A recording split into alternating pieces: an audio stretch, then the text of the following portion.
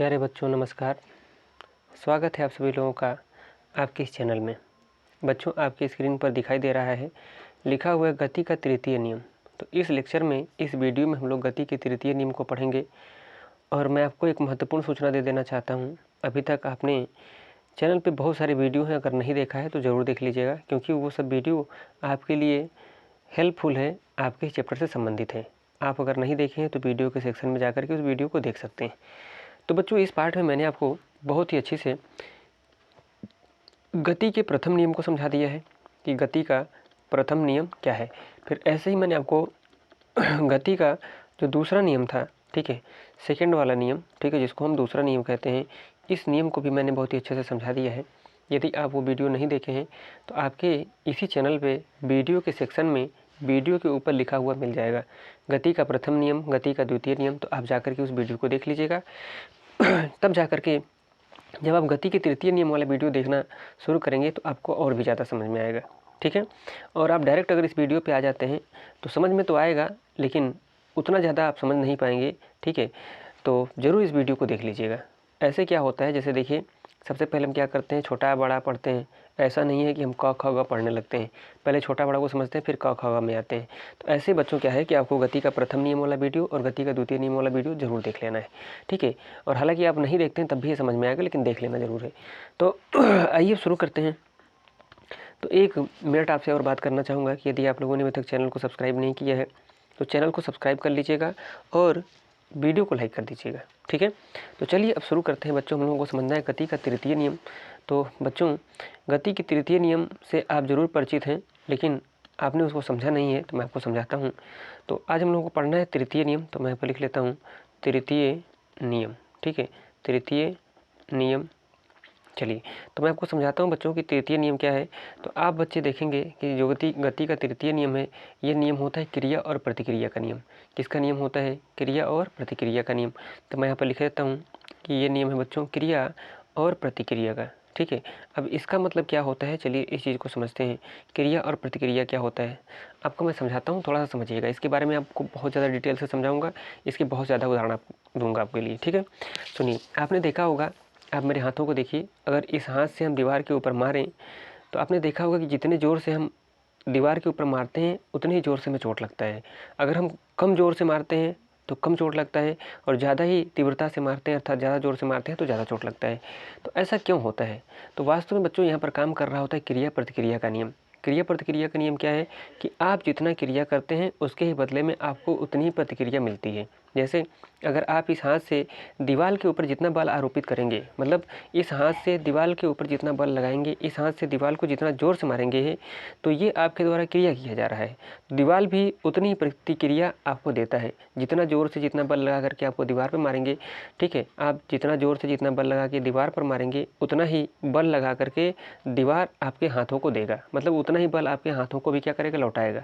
तो आपने क्रिया किया, जितना बल लगाया उतना ही दीवार भी क्या कर रहा है, आपके हाथों के ऊपर बल लगा दे रहा है, और वह बल हमें चोट के रूप में अनुभव होता है। तो ये हमने क्रिया किया और दीवार ने क्या किया, बताइए, प्रतिक्रिया किया। तो ये बच्चों क्रिया और प्रतिक्रिया होता है, और इसी को हम कहते हैं गति का तृतीय नियम। क्या कहते हैं बताइए? गति का तृतीय नियम। अभी हम लोग बहुत सारे इसके अनुप्रयोग देखेंगे, ठीक है, और मैं आपको समझाता चलता हूँ, समझिए। तो गति का तृतीय नियम क्या है? तो मैंने आपको समझा दिया कि गति का तृतीय नियम ही क्रिया और प्रतिक्रिया का नियम है। थोड़ा सा इस चीज़ को और अच्छे से समझते हैं। चलिए देखिए, मान लीजिए ये कोई तल है, मैं इसका नाम दे देता हूँ, जैसे x हो गया और ये y हो गया। ये कोई तल है, इस तल पे मान लेते हैं कि यहाँ पर कोई वस्तु रखी हुई है। इसको मैं दूसरे कलर से दिखा रहा हूँ। देखिए, मान लेते हैं यहाँ पर क्या है, कोई वस्तु रखी हुई है, ये वस्तु रखी हुई है। अब इस वस्तु का बच्चों क्या होगा, अपना कुछ ना कुछ भार तो जरूर होगा, ठीक है, कुछ ना कुछ भार होगा। और जो भार होता है बच्चों, वो एक प्रकार का बल होता है। क्या होता है बताइए? बल होता है। जैसे हमारा कुछ ना कुछ भार होता है, और हम अगर किसी के ऊपर चढ़ जाएं तो उसको हम भारी लगने लगते हैं। तो भारी क्यों लगने लगते हैं? इसलिए भारी लगने लगते हैं कि अगर हम किसी के ऊपर चढ़ जाते हैं, किसी के कंधे पे, तो जो हमारा भार है ना, वो एक प्रकार से बल के रूप में उसके ऊपर आरोपित होता है, बल के रूप में उसके ऊपर दिखाई पड़ता है। तो इसीलिए हम उसको क्या होते हैं, भारी लगने लगते हैं। तो जो भार होता है बच्चों, वो एक प्रकार का बल होता है। तो आप देखेंगे कि जो ये वस्तु है ना, ठीक है, जो ये वस्तु है, इस वस्तु में अपना कुछ ना कुछ इसका भार है। तो ये वस्तु का जो भार है वही उसका क्या है बताइए, बल है। अब ये वस्तु क्या करेगी, उस भार को इस पृष्ठ के ऊपर लगाएगी, इस तल के ऊपर लगाएगी, जो मैंने x और y के नाम से दे रखा है, ठीक है। तो ये जो भार है ये एक प्रकार का बल है और वो कहाँ पर लगेगा बताइए, इस तल के ऊपर लगेगा। तो ये भार जितना इस तल के ऊपर लगेगा, अर्थात जितना बल इसके ऊपर लगेगा उतना ही ये तल क्या करेगा, इस वस्तु के ऊपर भी क्या करेगा बताइए, बल लगाएगा। तो ये क्या हो गया, ये क्रिया हो गई, जो वस्तु के भार के द्वारा बल लग रहा था इस तल के ऊपर, ये क्रिया है। और ये तल क्या कर रहा है, जितना ये वस्तु अपने भार के द्वारा इसके ऊपर बल लगा रहा है उतना ही तल क्या कर रहा है, इसको बल वापस कर रहा है, अर्थात इसके ऊपर भी क्या कर रहा है, बल लगा रहा है। ठीक है। तो यही है क्या बताइए, क्रिया और प्रतिक्रिया है। ठीक है। तो हमने देखा कि ये वस्तु इसके ऊपर भार जो लगा रही थी वो भार एक प्रकार का बल है। तो बल जो वस्तु इसके ऊपर लगा रही है वो एक प्रकार की क्रिया है, और जितना वस्तु इसके ऊपर बल लगा रही है उतना ही बल लगा रहा है ये तल भी इस वस्तु के ऊपर। तो ये क्या है बताइए, प्रतिक्रिया है। तो कुछ बच्चों इस तरीके से हम क्रिया और प्रतिक्रिया को समझ सकते हैं। ठीक है। अब देखिए एक चीज़, इसी को मैं एक और तरीके से समझाता हूँ। जैसे मान लीजिए क्या है, दीवार है, ये दीवार है। अब होता क्या है कि एक गेंद क्या करती है, बहुत ही तीव्रता से, बहुत ही स्पीड से इस दीवार पे आकर टकराती है। तो आप क्या देखते हैं कि गेंद जब बहुत ही तीव्रता से, बहुत ही स्पीड से इसके ऊपर टकराती है, तो जितनी स्पीड से आती है गेंद, टकराने के बाद उतनी ही स्पीड से लौट जाती है। तो आखिर ऐसा क्या होता है, अब ऐसा इसलिए होता है कि गेंद जब इसके ऊपर आकर के टकराती है ना, तो वो कुछ बल इस दीवार के ऊपर लगाती है। क्या लगाती है बताइए, बल लगाती है। तो ये गेंद के द्वारा आकर के इसके ऊपर लगाया गया जो बल है बच्चों, वो क्या है, एक प्रकार की क्रिया है। ठीक है। तो वो एक प्रकार की क्रिया है। तो आप जान रहे हैं कि जहाँ पर क्रिया होता है तो उसका प्रतिक्रिया जरूर होता है। तो दीवार भी क्या करती है, उतना ही बल गेंद को देकर के उसे वापस कर देती है। तो दीवार ने जो बल उस गेंद को देकर के उसको वापस किया है वो क्या हो जाएगा बताइए, तो वो हो जाएगा बच्चों प्रतिक्रिया। तो यही होता है क्रिया और प्रतिक्रिया, और इसी को हम गति का तृतीय नियम भी कहते हैं। गति का क्या कहते हैं बताइए, तृतीय नियम कहते हैं। अब आइए थोड़ा सा इसको और समझते हैं कि इसमें और क्या क्या चीज़ें होती हैं। तो चलिए अब ध्यान से समझिएगा इसमें और क्या क्या चीज़ें होती हैं। तो बच्चों इसमें होता ये है कि जो क्रिया प्रतिक्रिया में, ठीक है, क्रिया प्रतिक्रिया में जो बल लगता है, ठीक है, जो काम करता है, उसके परिमाण तो समान होते हैं। ठीक है। उसके परिमाण क्या होते हैं, समान होते हैं। अभी मैं समझाऊंगा कि परिमाण का मतलब क्या है। तो आपको याद रखना है फिलहाल कि परिमाण क्या होते हैं, समान होते हैं। लेकिन जो बल की दिशा होती है बच्चों वो विपरीत होती है। इस चीज़ को आपको याद रखना है। क्या याद रखना है कि जो बल की दिशा होगी वो विपरीत होगी, जबकि जो बल के परिमाण होंगे वो समान होंगे। अब आइए इस चीज़ का मतलब बहुत ही अच्छे से समझ लेते हैं कि इस चीज़ का मतलब क्या है। तो मैं थोड़ा सा पेन का कलर चेंज करता हूँ। चलिए हम लोग कलर ले लेते हैं ग्रीन। ठीक है। चलिए देखिए अब समझिए इस चीज़ को क्या है। जैसे देखिए फिर से मैं बनाता हूँ कि ये क्या था, आपके पास तल था। इस तल का नाम हमने दे रखा था यक्स और वाई दे रखा था। इसी तल के ऊपर हम क्या कर रहे थे, एक वस्तु रख दे रहे थे। ठीक है। ये वस्तु हमने रख दिया था और मैंने आपसे क्या कहा कि इस वस्तु का कुछ ना कुछ अपना क्या है, भार है। इस वस्तु का कुछ ना कुछ अपना क्या है, भार है। और वो क्या कर रही है, जो भार है वो एक प्रकार का क्या होता है, बल होता है बच्चों। भार एक प्रकार का बल है। तो ये वस्तु क्या करता है, अपने भार के कारण इस तल के ऊपर, यक्स वाई जो तल है इसके ऊपर क्या करेगा, एक बल लगाएगा। ठीक है। ये बल लगाएगा तो ये क्या हो जाएगी, ये हो जाएगी क्रिया। ठीक है। ये क्रिया किया गया है, ये काम किया गया है वस्तु के द्वारा इस तल के ऊपर। तो अब तल क्या करता है, प्रतिक्रिया करता है। प्रतिक्रिया करने का मतलब ये जो वस्तु है जितना बल इसके ऊपर लगाया है ना, उतना ही बल क्या करता है, तल इस वस्तु के ऊपर भी लगाता है, इसके ऊपर भी लगाता है। तो ये क्या हो जाएगा, इसी को हम बोलते हैं प्रतिक्रिया, या इसी को हम इंग्लिश में बच्चों कहते हैं रिएक्शन। ठीक है। वो एक्शन है और ये क्या है बताइए, रिएक्शन है। तो मैंने यही चीज़ आपको समझाया कि इसके परिमाण क्या होते हैं, समान होते हैं। परिमाण का मतलब होता है कि बल की लगाई गई मात्रा। ठीक है। अब ये वस्तु जो है जितना बल इसके ऊपर लगाता है, मतलब इसके द्वारा लगाए गए बल की जो मात्रा है, जितनी इसके द्वारा बल, मतलब समझिएगा मेरी बात कि ये जो वस्तु है जितना इसके ऊपर बल लगाती है, ठीक है, अपने भार के कारण, तो उस बल की जितनी मात्रा होगी, ठीक है, उतनी ही मात्रा वापस में इस वस्तु के ऊपर लगा दिया जाता है। किसके द्वारा बताइए, तल के द्वारा। तो जो ये मात्रा है ना बच्चों, इसी को हमने बोला है कि परिमाण। क्या बोला है बताइए, परिमाण। तो आपने क्या देखा, परिमाण क्या है, समान है।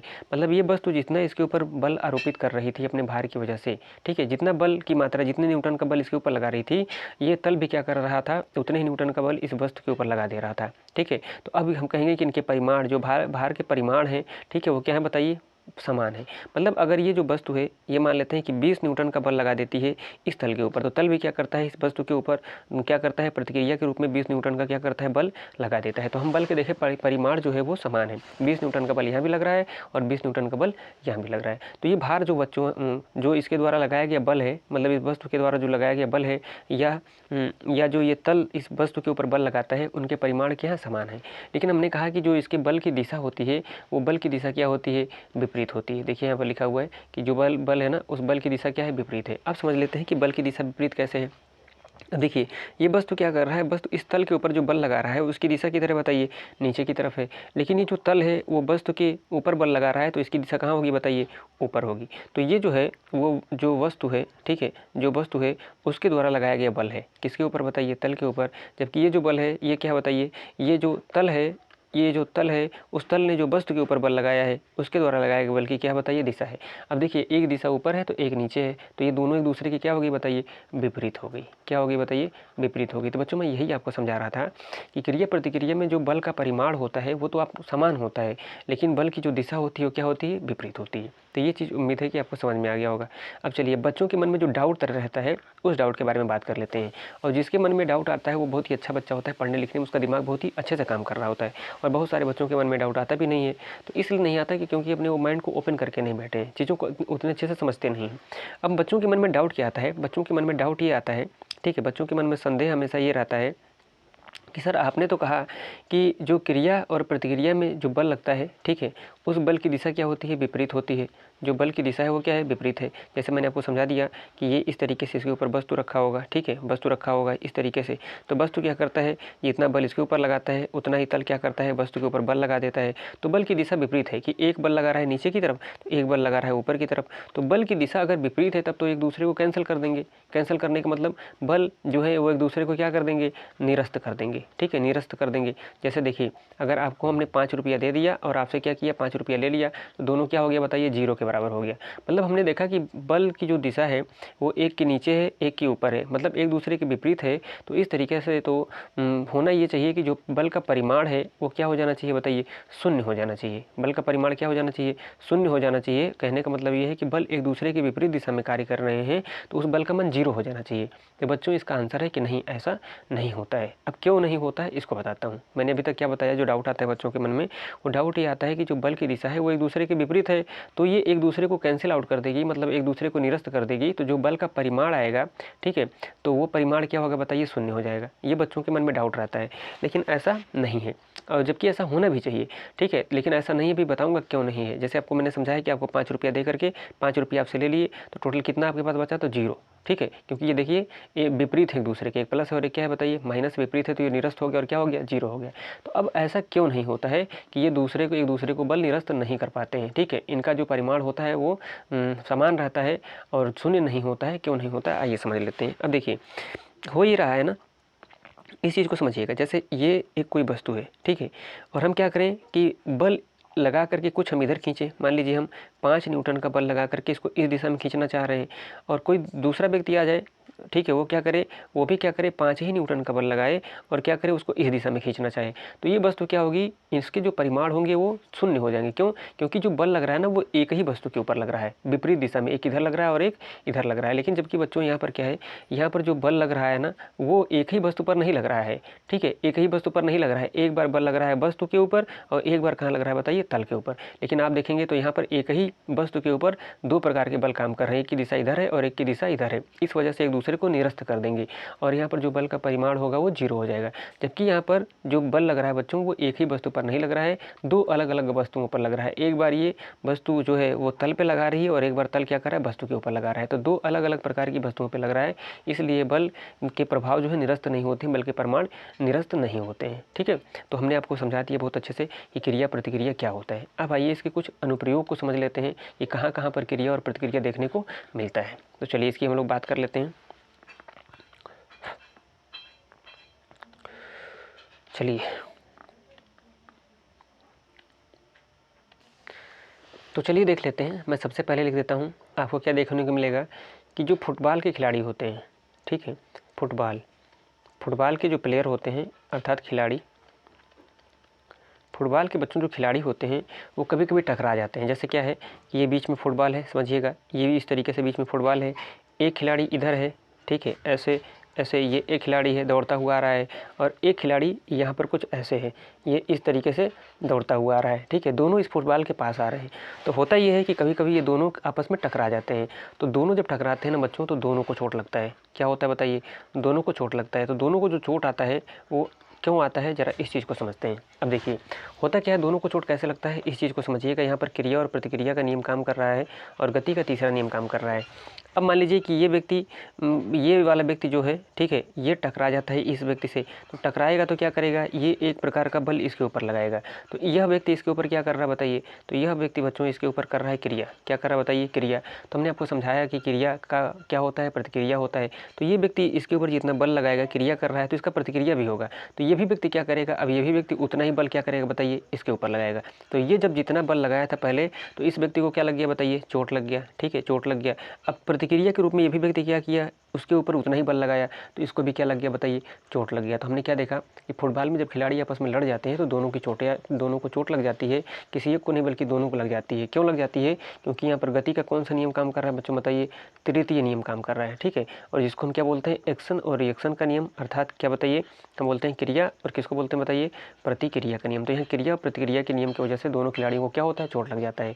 ये एक जितना बल इसके ऊपर लगाता है क्रिया के रूप में, उतना ही बल इसके द्वारा प्रतिक्रिया के रूप में इसको लौटा दिया जाता है। तो जितना बल ये इसको लगाएगा उतना चोट, जितना इसको आएगा चोट उतना ही चोट इसको भी आएगा। मतलब जितना बल ये इसके ऊपर लगाएगा तो वो बल इसको चोट के रूप में मिलेगा, और ये भी क्या करेगा, उसके ऊपर उतना ही बल लगा देगा प्रतिक्रिया के रूप में, अर्थात जितना चोट इसको लगी है उतना ही चोट इसको भी लग जाएगा। तो दोनों को बराबर चोटें आती हैं, और यहाँ पर नियम काम कर रहा है क्रिया और प्रतिक्रिया का, अर्थात गति का तीसरा नियम काम कर रहा है। तो ये पहला अनुप्रयोग हम लोगों ने बच्चों देख लिया। अब आइए चलते हैं दूसरे अनुप्रयोग को देखते हैं कि दूसरा अनुप्रयोग क्या है। हाँ, एक चीज़ आपको बता देता हूँ, बहुत सारे बच्चे कमेंट में ये कहते थे कि सर आप दिखाई नहीं देते हैं वीडियो में। तो देखिए मैं देख भी रहा हूँ मतलब बच्चों का क्या गजब का प्यार है मेरे प्रति। बच्चे चाहते हैं कि मैं देखता भी रहूँ उनको, ठीक है, पढ़ाता भी रहूँ, समझाता भी रहूँ, तो मैं सब कुछ कर रहा हूँ। देखिए चलिए अब आइए हम अगले उदाहरण को समझते हैं।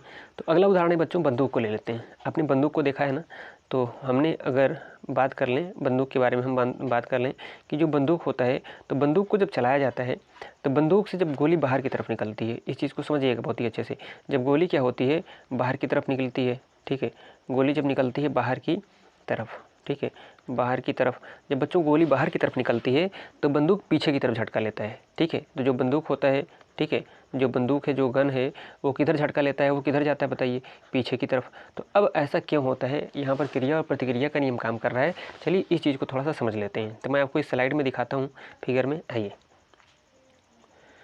ये आपके सामने फिगर दिखाई दे रहा है। आइए इस चीज़ को समझते हैं। देखिए अब होगा क्या, इस बंदूक के ये दबाने पे, ठीक है, घोड़ा दबाने पे, जिसको ट्रिगर बोलते हैं, तो बंदूक का ये घोड़ा दबाने पे क्या होगा, गोली निकलेगी बाहर। गोली क्या करेगी बताइए, निकलेगी बाहर, ठीक है। अब गोली जब बाहर निकलेगी तो क्या होगा, समझते हैं इस चीज़ को। देखिए तो देखिए होता क्या है कि जब गोली बाहर निकलती है तो ये बंदूक क्या करता है, गोली के ऊपर बल लगाता है। समझिए, देखिए ये बुलेट दिखाया गया है, ओ ये रहा पेन, हाँ, ये देखिए बुलेट दिखाया गया है, बुलेट माने गोली, ये इसकी बुलेट है, ये इसकी गोली है, और ये पीछे से देखिए प्रहार करने वाला चीज़ है। ये देखिए दिखाया गया कि पीछे से क्या कर रहा है, प्रहार कर रहा है। जब ये इस ट्रिगर को हम दबाते हैं, इस घोड़े को दबाते हैं, तो ये जो चीज़ है ये गोली के ऊपर क्या करती है, धक्का मारती है। धक्का मारती है मतलब गोली के ऊपर क्या करती है बताइए, बल लगाती है। तो हमने देखा कि ये बल लग रहा है, और ये बल लग रहा है मतलब ये क्या हो रहा है बताइए, क्रिया हो रही है। ये क्या हो रही है, क्रिया हो रही है। तो आपको मैंने बताया कि क्रिया का क्या होता है, प्रतिक्रिया होता है। मतलब इस घोड़े को दबाएंगे तो घोड़े को दबाने से हम क्या करेंगे, जो ये वाला चीज़ है, ये वाला पार्ट है बंदूक का, ये वाला हिस्सा, ये क्या करेगा, इस गोली के ऊपर बल लगाएगा। तो गोली के ऊपर बल लगाएगा मतलब इसके द्वारा क्या किया गया, क्रिया किया गया। तो क्रिया का प्रतिक्रिया होता है, मतलब ये गोली के ऊपर बल लगाया, तब गोली भी क्या करेगा बताइए, इसके ऊपर बल लगाएगा। मतलब जितना बल ये इसके ऊपर लगाया होगा उतना ही बल गोली क्या करेगा, इसके ऊपर लगा देगा। तो जब गोली क्या करेगा, उतना ही बल इसके ऊपर लगा देगा, तो ये बंदूक क्या होगा कि पीछे की तरफ इस तरीके से झटका ले लेगा, ठीक है। तो यही होता है कि जब बंदूक को चलाया जाता है तो बंदूक की गोली जब आगे निकलती है तो बंदूक पीछे की तरफ झटका लेता है, क्योंकि वहाँ पर क्रिया और प्रतिक्रिया का नियम काम कर रहा होता है। तो ये हो गया आपका जो है दूसरा उदाहरण, मैंने आपको समझा दिया। मैंने क्या समझाया, मैंने समझाया कि जब गोली बाहर की तरफ निकलेगी तो जब ट्रिगर को यहाँ पर दबाया जाएगा इस घोड़े को, तो ये इसके ऊपर खूब चटाक से प्रहार करता है, तो गोली आगे जाती है। अब इसके ऊपर जितना प्रहार किया गया है, जितना बल लगाया गया है, उतना ही गोली क्या करती है, इसको बल वापस कर देती है, क्योंकि ये जो बल लगाया गया था वो क्रिया के रूप में लगाया गया था। तो गोली भी क्या करेगी, प्रतिक्रिया करेगी, मतलब उतना ही बल इनको वापस कर देगी। तो जब ये उतना ही बल इनको वापस करती है तो ये झटका ले लेता है। गोली भी उतना ही बल लगाती है जितना बल इसको दिया जाता है, तो ये भी पीछे की तरफ उतना ही बल लगा देगी। अब देखिए यहाँ पर बल की दिशा विपरीत है, ये जो है वो बल लगा रहा है आगे की तरफ, इसने आगे की तरफ मारा, तो गोली ने क्या किया, बल पीछे की तरफ लगा दिया। तो बल की दिशा क्या बताइए, विपरीत है। तो जब बल की दिशा विपरीत है और गोली जब इसके ऊपर बल लगाती है तो बंदूक थोड़ा सा पीछे की तरफ झटक जाता है, खिसक जाता है। तो हमने देखा कि क्रिया और प्रतिक्रिया के नियम से ऐसा होता है कि जब हम बंदूक को चलाते हैं तो गोली आगे की तरफ निकलती है तो बंदूक पीछे की तरफ झटका लेता है। ठीक है। इसीलिए देखे होंगे आप कि बंदूक को कभी भी लोग, अगर बड़ा सा बंदूक है तो उसको यहाँ पर कांख में रख के इस तरीके से तब चलाते हैं। अगर कांख में ऐसे रख के चलाएंगे ना तो गोली आगे की तरफ निकलेगी, तो बंदूक जब झटका लगी तो हम ऐसे हो जाएंगे, ठीक है, पीछे की तरफ।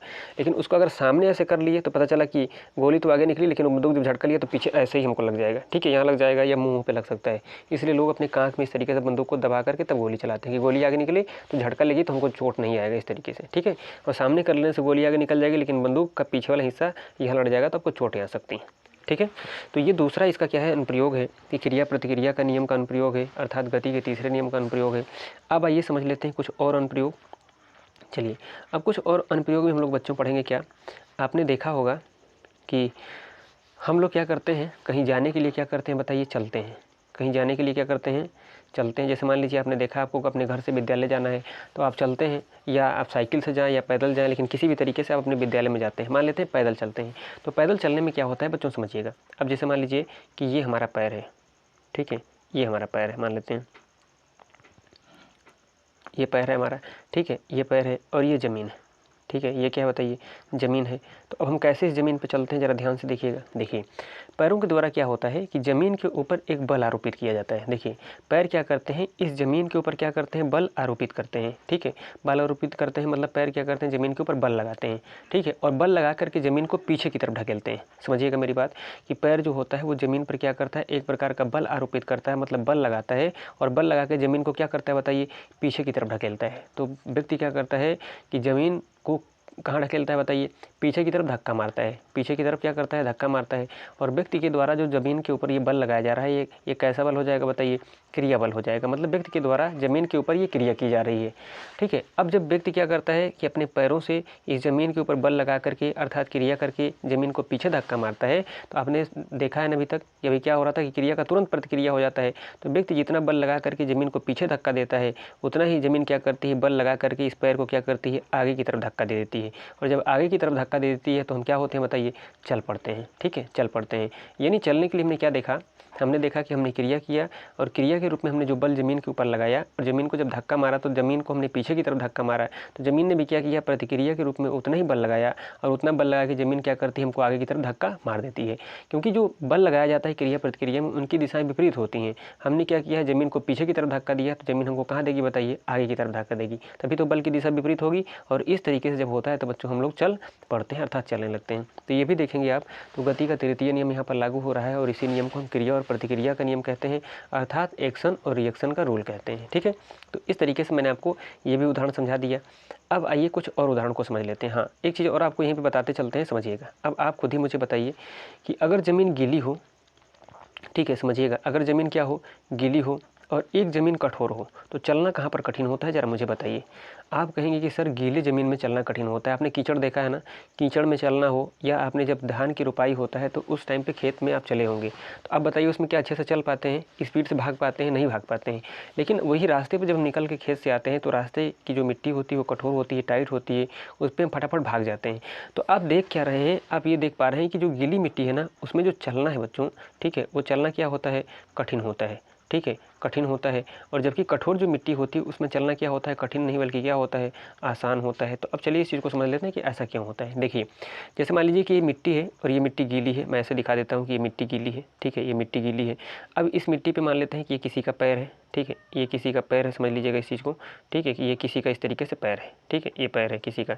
अब वो क्या करता है, आगे चलने के लिए जितना बल इस मिट्टी के ऊपर लगाएगा जो कि गीली है, ठीक है, क्रिया के रूप में जितना बल इस मिट्टी के ऊपर लगाएगा, इस कीचड़ के ऊपर लगाएगा क्रिया के रूप में, ठीक है, उतना ही बल क्या होना चाहिए, उतना ही बल इस मिट्टी को इसके ऊपर लगा देना चाहिए, तभी तो प्रतिक्रिया होगा। उतना ही बल इसके ऊपर लगा देना चाहिए। लेकिन हम देखते हैं कि चूंकि मिट्टी गीली है, क्या है बताइए, गीली है, इसलिए मिट्टी क्या करती है कि जितना बल क्रिया के रूप में मनुष्य इस मिट्टी के ऊपर लगाता है, गीली मिट्टी के ऊपर, उतना ही ये गीली मिट्टी प्रतिक्रिया के रूप में बल इसको लगा नहीं पाती है। इस वजह से क्या होता है कि अब इस बल का मान कम हो जाता है, जबकि इस बल का मान क्या होता है, ज़्यादा हो जाता है। और दोनों के जब मान बराबर होंगे, दोनों के परिमाण जब समान होंगे, तब जा करके ये पैर आगे बढ़ेगा। लेकिन परिमाण समान ही नहीं होता, इसकी वैल्यू कम हो जाती है जबकि इसकी वैल्यू ज़्यादा हो जाती है। तो ये उतने ही तेज़ी से इसको धक्का नहीं दे पाता है पैर को, अतः पैर आगे की तरफ नहीं निकल पाता है। तो गीली मिट्टी में जो चलना होता है बच्चों, वो आसान नहीं होता है, क्योंकि वहाँ पर जो प्रतिक्रिया बल होती है, वो प्रतिक्रिया बल का मान क्या होता है बताइए, प्रतिक्रिया बल का मान क्या होता है, क्रिया बल के मान से कम हो जाता है। ठीक है, इस वजह से हम चल नहीं पाते हैं। और कठोर मिट्टी में आप देखेंगे अर्थात रास्ते पे देखेंगे तो आपको चलना आसानी होगा चलने में, क्योंकि क्रिया और प्रतिक्रिया के जो बल लगाए जाते हैं दोनों उनके परिमाण समान होते हैं, यानी दोनों के दोनों बराबर हो जाते हैं। ठीक है, तो ये चीज़ हमने समझ लिया कि गीली मिट्टी में चलना कठिन क्यों है और जबकि कठोर मिट्टी में चलना आसान है। फिर हम लोग रोड पे चलने के लिए देख रहे हैं कि वहाँ पर भी क्रिया और प्रतिक्रिया बल कार्य कर रहा है। मैंने बहुत ही अच्छे से इस चीज़ को समझा दिया। अब आइए कुछ चीज़ों को और समझ लेते हैं। कुछ चीज़ों को और समझना है बच्चों, जैसे देखिए इसके और अनुप्रयोग समझ लेते हैं। अब देखते हैं कौन सा अनुप्रयोग है, मुझे याद तो नहीं है कि कौन सा अनुप्रयोग था, ठीक है, लेकिन आप गिनते रहिएगा कि कौन सा अनुप्रयोग है कितने नंबर का। अब दूसरे अनुप्रयोग की बात करते हैं। चलिए, तो एक अगला अनुप्रयोग है नेक्स्ट, है ना। नेक्स्ट अनुप्रयोग ये है बच्चों कि आपने देखा है इस फिगर में, चलिए मैं आपको दिखा देता हूँ कि इस फिगर में क्या हो रहा है। इस फिगर में ये हो रहा है, हमको ये दिखाया जा रहा है कि ये कोई व्यक्ति है, ये क्या कर रहा है, नाव पर है, ठीक है, नाव पर है और नाव पर से अब इसकी नाव आ गई किनारे, ठीक है, तो ये नाव पर से किनारे पर उतरना चाह रहा है। तो जब ये नाव से किनारे पर उतरना चाहता है तो उसके लिए नाव से ये कूदता है, तो नाव कहाँ चली जाती है बताइए, पीछे की तरफ नाव चली जाती है, पीछे की तरफ। तो एक्चुअल में इसमें हो क्या रहा है, आखिर नाव पीछे की तरफ क्यों चली गई जबकि ये तो व्यक्ति आगे की तरफ कूदा है।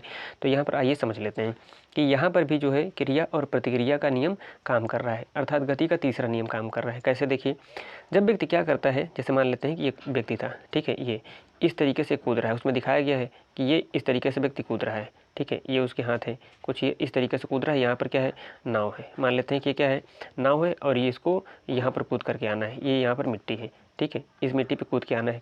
तो व्यक्ति क्या करेगा, देखिए जब कूदेगा ना, तो कूदेगा तो क्या करेगा, कूदेगा तो क्या करेगा बताइए, कूदेगा तो वो एक प्रकार का बल लगाएगा, ठीक है, वो एक प्रकार का क्या करेगा, बल लगाएगा आगे की तरफ, और वो बल जब आगे की तरफ लगेगा तो ये एक प्रकार की क्या है बताइए, तो ये एक प्रकार की क्रिया है। और जब वो बल आगे की तरफ लगाएगा जितना, उतना ही बल क्या होगा बताइए, पीछे की तरफ भी लगेगा, तो ये क्या हो जाएगा, एक प्रकार की प्रतिक्रिया हो जाएगी। क्या हो जाएगी बताइए, प्रतिक्रिया, ये एक प्रकार की प्रतिक्रिया हो जाएगी, ठीक है। तो हम देख रहे हैं कि दोनों बल की दिशाएं विपरीत होती हैं, मतलब जब वो कूदने के लिए आगे जा रहा है तो क्रिया बल लग रहा है, लेकिन जब प्रतिक्रिया बल लगेगा तो प्रतिक्रिया बल में क्या होगा कि अब नाव पीछे की तरफ हो जाएगी, क्योंकि दिशाएं क्या हैं बताइए, एक दूसरे के विपरीत हैं। तो इस तरीके से जो नाव होती है वो पीछे की तरफ खिसक जाती है, ठीक है, पीछे की तरफ खिसक जाती है। चलिए इस चीज़ को मैं आपको पढ़ के दिखा देता हूँ आपके इस बुक में कि आपकी इस बुक में क्या बोल रहा है। चलिए समझ लेते हैं। देखिए ये रहा आपके सामने।